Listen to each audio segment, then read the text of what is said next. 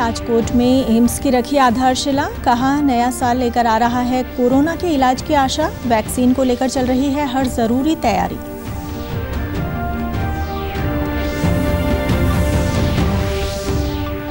केंद्र सरकार और किसान संगठन छठे दौर की बातचीत में पर्यावरण अध्यादेश और बिजली कानून पर हुए सहमत। अगली बैठक 4 जनवरी को होगी।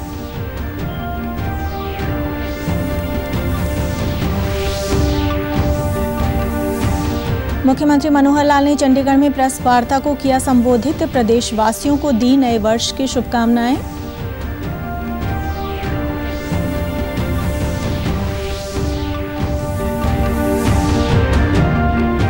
और मुख्यमंत्री ने किया सांसद मोबाइल ऑफिस का शुभारंभ। कहा, इस सुविधा से लोकसभा क्षेत्र के लोग होंगे लाभान्वित। नमस्कार, मैं ऋतु कौशिक। अब समाचार विस्तार से।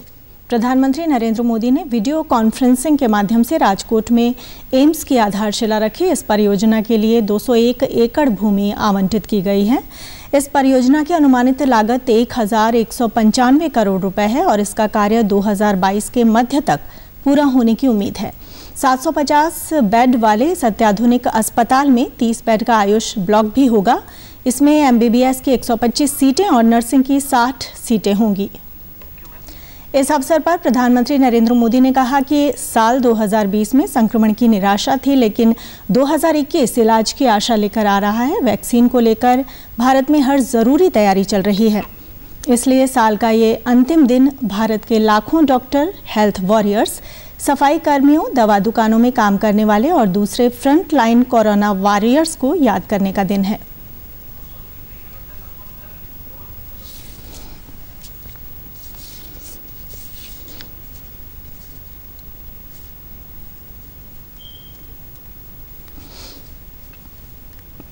राजकोट गुजरात के हेल्थ नेटवर्क को और सशक्त करेगा, मजबूत करेगा।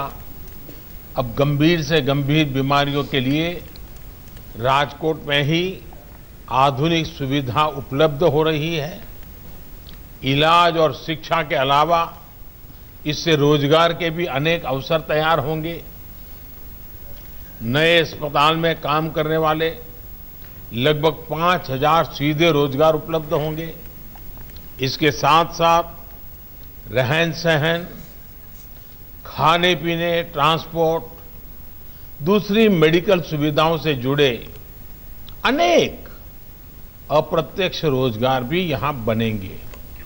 प्रधानमंत्री ने कहा कि अब कोविड-19 की दवाई सामने दिख रही है। ऐसे में प्रधानमंत्री ने देशवासियों को दवाई भी कड़ाई भी का नया मंत्र दिया।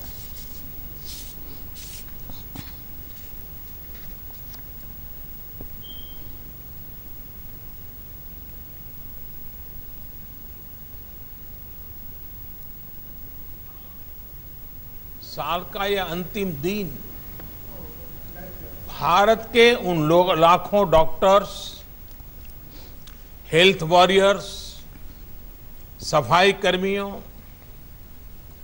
दवा दुकानों में काम करने वाले और दूसरे फ्रंटलाइन कोरोना योद्धाओं को याद करने का है, जो मानवता की रक्षा के लिए लगातार अपने जीवन को दांव पर लगा रहे हैं। कर्तव्य पथ पर जिन साथियों ने अपना जीवन दे दिया है, मैं आज उन सबको आदरपूर्वक नमन करता हूं।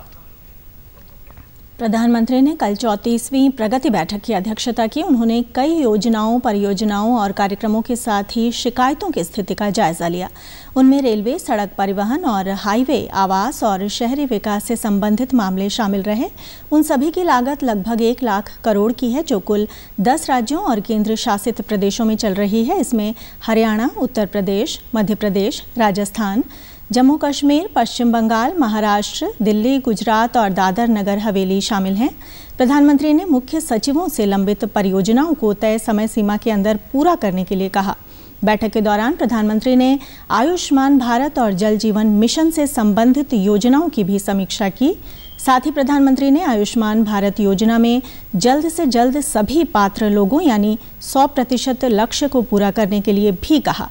इसके अलावा उन्होंने उपभोक्ता मामलों से संबंधित शिकायतों के बारे में जानकारी ली और शिकायतों के निवारण के लिए संबंधित अधिकारियों को निर्देश भी दिए। केंद्र सरकार और कृषि कानूनों के विरोध में आंदोलन पर बैठे किसानों के बीच बुधवार को छठे चरण की बातचीत हुई। बैठक में किसानों की ओर से भेजे गए विवरण के मुताबिक तीनों कृषि कानूनों, एमएसपी के खरीद व्यवस्था के साथ ही राष्ट्रीय राजधानी क्षेत्र और आसपास के क्षेत्रों में वायु गुणवत्ता प्रबंधन के लिए आयोग अध्यादेश 2020 और विद्युत संशोधन विधेयक 2020 में किसानों से संबंधित मुद्दों पर विस्तृत चर्चा हुई। किसानों के साथ हुई बैठक के बाद कृषि मंत्री नरेंद्र सिंह तोमर ने कहा कि बहुत ही अच्छे माहौल में बातचीत हुई है। इस दौरान बिजली कानून और पराली जलाने को लेकर जुर्माने के मामले में सरकार और किसानों के बीच सहमति बन गई है। सरकार और किसान नेताओं के बीच अगली बैठक अब 4 जनवरी को होगी।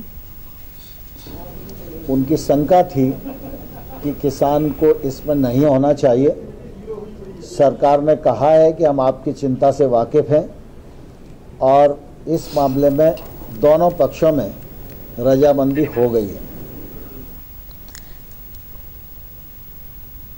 सरकार के साथ बातचीत के बाद किसानों ने भी वार्ता को सकारात्मक बताया और कहा कि तीनों कृषि कानूनों की वापसी और एमएसपी की कानूनी गारंटी पर गतिरोध अब भी बना हुआ है।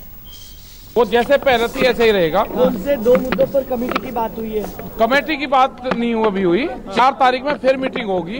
एक तो जो 3 बिल हैं उन पे और एमएसपी पे 2 चीज रहेगी है। 2 चीज पे ही बातचीत होगी 4 तारीख में।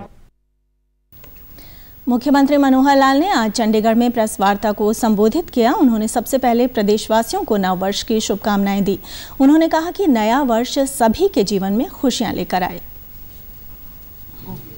इस वर्ष का कैलेंडर ये भी विमोचन कराया है, तो आपको मैं आने वाले इस वर्ष के उपलक्ष्य में इसकी पूर्व संध्या पर बहुत बधाई और शुभकामना देता हूं। मुख्यमंत्री ने कहा कि कोविड का प्रकोप धीरे धीरे कम हो रहा है। उन्होंने कहा कि ये राहत की बात है कि प्रदेश में रिकवरी रेट 97.4% हो गया है, लेकिन हमें फिर भी सावधानियां रखने की आवश्यकता है।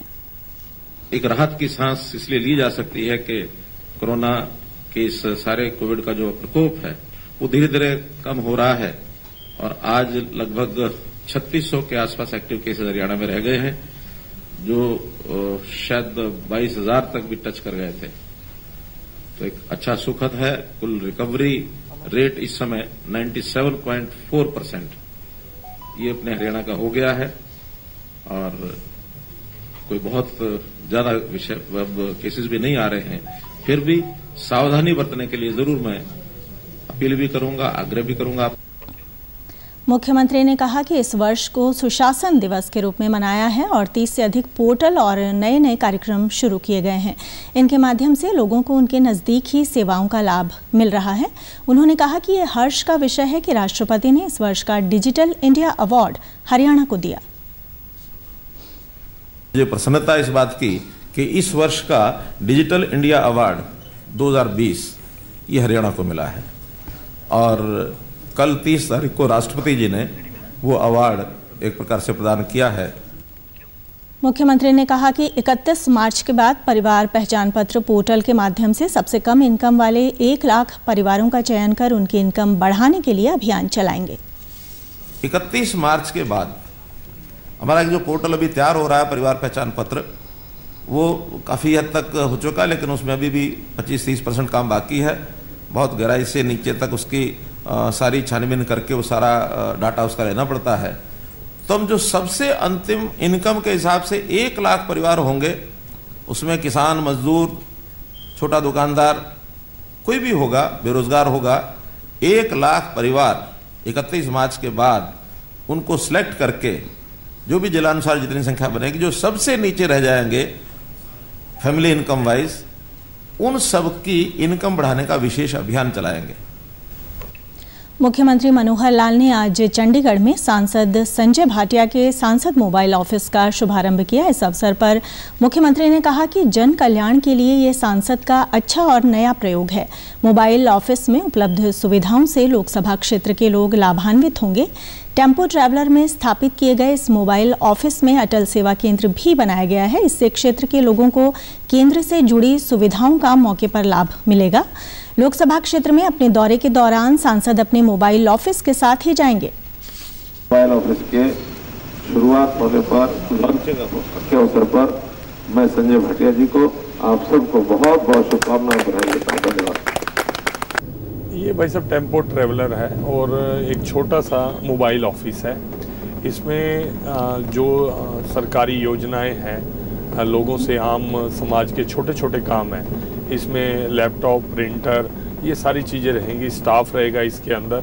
कहीं जो लोग हम तक नहीं पहुंच पाते और बड़ी संख्या में हम देखते हैं कि गरीब लोग उन सरकारी सुविधाओं से वंचित हैं जो योजनाएं केंद्र सरकार और प्रदेश सरकार द्वारा बनाई गई हैं, उन तक पहुंचाने का काम भी करेंगे। अवेयरनेस कैंपेन भी रहेगी और मौके पे भी जिसका सलूशन हो सकता है वो सलूशन भी किया जाएगा।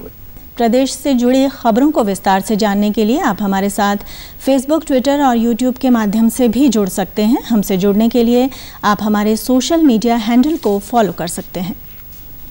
सोनीपत के गांव खुबड़ू में आज मोबाइल वैन के माध्यम से बेटी बचाओ बेटी पढ़ाओ अभियान चलाया गया। इस अवसर पर आंगनबाड़ी कार्यकर्ताओं ने घर घर जाकर ग्रामीणों को पंपलेट वितरित किए, जिनमें आपकी बेटी हमारी बेटी जैसी लाभकारी योजनाओं की जानकारी दी गई। साथ ही गांव में 1 वर्ष से कम आयु वर्ग की बालिकाओं के नाम से उनके घरों के बाहर नेम प्लेट लगाई गई ताकि बेटियों के संरक्षण को बल मिले। इस अवसर पर सीडीपीओ प्रवीण कुमारी ने कहा कि बेटियों का संरक्षण बहुत जरूरी है और इसके लिए एकजुट प्रयासों की आवश्यकता है। इस मौके पर बेटियों को जन्म देने वाली माताओं को सम्मानित किया गया। ऐतिहासिक स्थलों को विश्व स्तर पर पहचान दिलाने की योजना को सिरे चढ़ाने के लिए उपायुक्त अजय कुमार ने आज नारनौल शहर के ऐतिहासिक स्थलों का जायजा लिया। इस दौरान उन्होंने इन स्थलों तक पर्यटकों की पहुंच को आसान बनाने के लिए ढांचागत सुविधाएं मुहैया करवाने की रूपरेखा बनाई। उपायुक्त ने बताया कि भारतीय पुरातत्व सर्वेक्षण संस्कृति मंत्रालय ने देश के कुल 3692 संरक्षित स्मारक घोषित किए हैं। इनमें से 100 आदर्श स्मारक घोषित किए गए हैं, जिसमें हरियाणा का जल महल, नारनौल और शेख चिल्ले का मकबरा, कुरुक्षेत्र शामिल हैं। उपायुक्त ने कहा कि नारनौल शहर में कई ऐतिहासिक स्थल हैं। जिला प्रशासन का प्रयास है कि स्मारकों को एक सर्किट बनाकर इस तरह से जोड़ा जाए ताकि पर्यटक एक ही जगह से 2-3 स्थल पर पैदल ही पहुंच सके। उन्होंने अधिकारियों को इन स्थलों की सफाई करवाने के निर्देश दिए।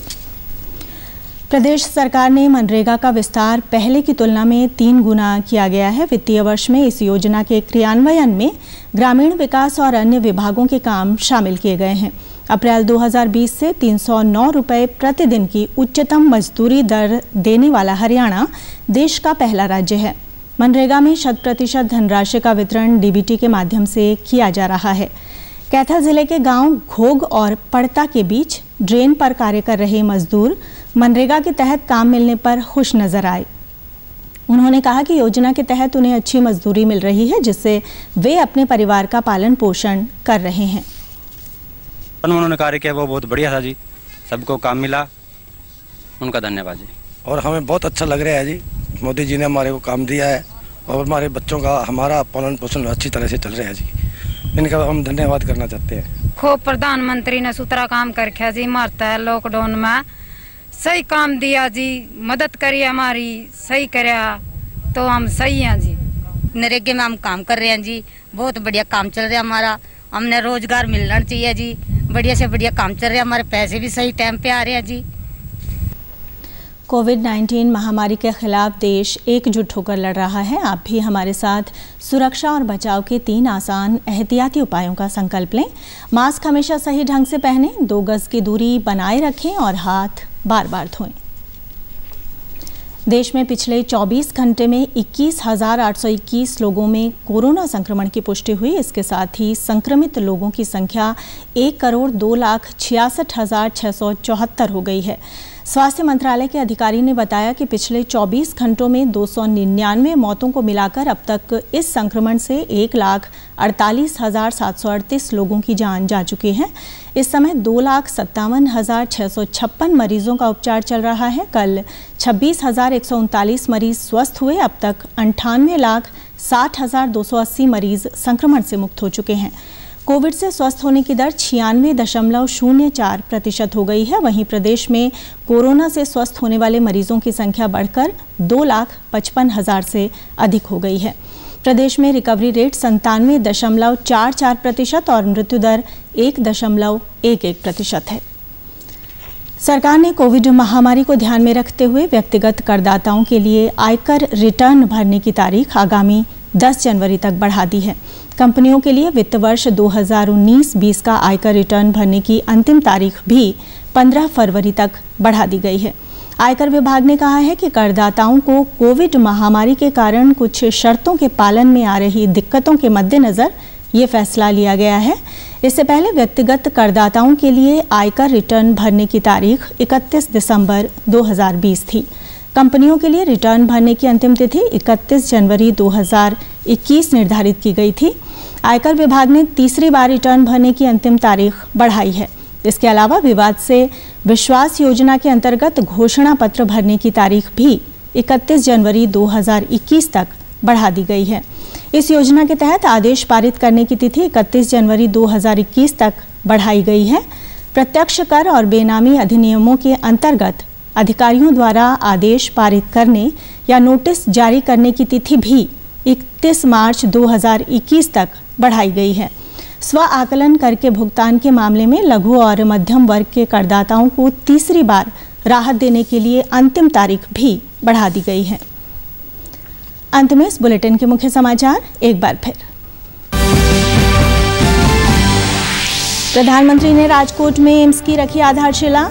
कहा, नया साल लेकर आ रहा है कोरोना के इलाज की आशा। वैक्सीन को लेकर चल रही है हर जरूरी तैयारी।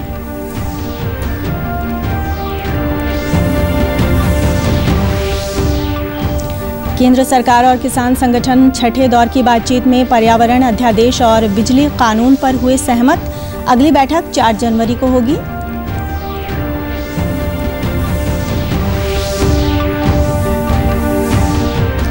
मुख्यमंत्री मनोहर लाल ने चंडीगढ़ में प्रेस वार्ता को किया संबोधित। प्रदेशवासियों को दी नए वर्ष की शुभकामनाएं।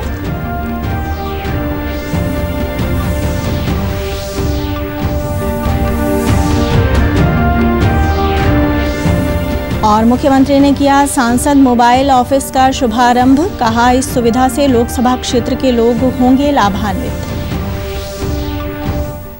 समाचारों में आज इतना ही। नमस्कार।